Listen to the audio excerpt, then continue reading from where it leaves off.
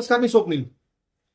काल विधान भवनात आमदार गोपीचंद पडळकर आणि आमदार जितेंद्र आव्हाड यांच्या समर्थकांमध्ये तुंबड अशी हाणामारी झाली.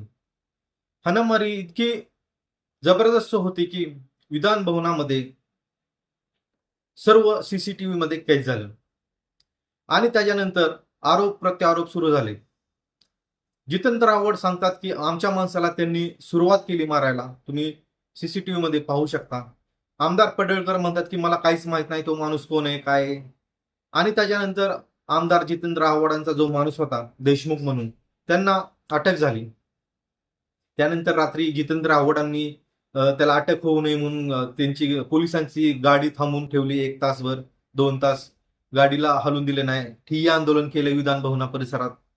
त्यानंतर प्रचंड गदारोळ माजला वगैरे वगैरे.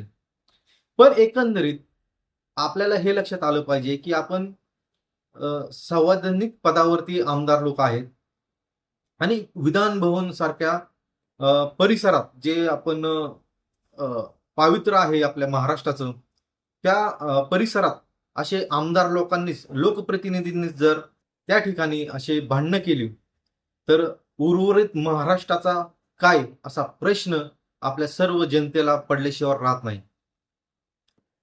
जर विधान भवन परिसरात जर अशी तुंबड हाणामारी, गुंडांसारखी हाणामारी जर होत असेल तर उर्वरित महाराष्ट्रात काय काय होत असेल, आपल्या नजरेपलीकडे ह्या गोष्टी होत असतात.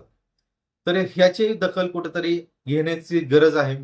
आणि हे जे वाचाळवीर आमदार आहेत ह्यांच्यावरती कुठेतरी त्यांना तंबी घालण्याची गरज आहे. त्यांना पक्षाने त्यांच्यावरती कारवाई करण्याची गरज आहे. त्यांना हे जे चुकीचे वक्तव्य करतात आणि त्याच्यामुळे बाहेर त्याचे पडसाद उमटतात, त्यावरती कुठेतरी वरिष्ठांनी लक्ष घालून त्यांच्यावरती कारवाई केली पाहिजे.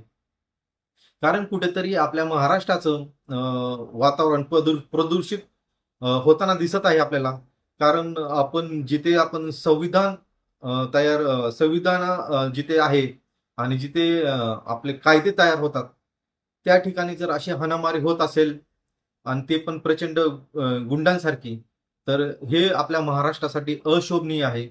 तर निश्चितच तुम्हाला ह्या माहितीविषयी कसं वाटलं आमच्या कमेंट करून सांगा. आणि व्हिडिओ आवडली तर चॅनेलला सबस्क्राईब करायला विसरू नका. धन्यवाद.